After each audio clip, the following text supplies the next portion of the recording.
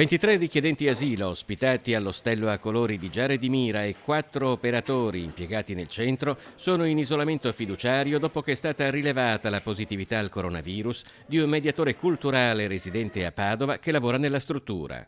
Ho telefonato questa mattina a chi gestisce la struttura, mi hanno detto che la situazione è tranquilla, non ci sono particolari criticità, insomma tutto va per il verso giusto.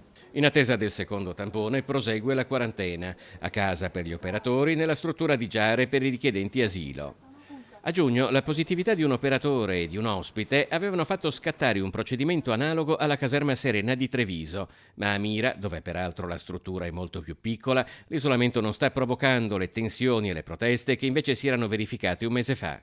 Il ritorno che ho io è di un clima tranquillo, collaborativo, quindi tutto sommato il clima giusto anche per mantenere un lungo periodo di isolamento. Noi continueremo a parlare con loro ogni giorno, se ci sono delle cose da fare le facciamo, come abbiamo fatto anche per tutti i cittadini che sono stati messi in quarantena in questo periodo, perché noi abbiamo avuto anche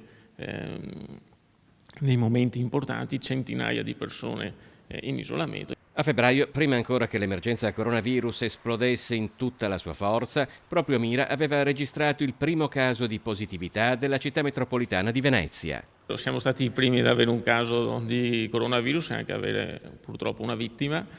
Ormai la cittadinanza, come la gran parte degli italiani, ha imparato a conoscere le terminologie, le procedure e quindi chiedono ovviamente di prestare attenzione, però al di là di questo nulla di più.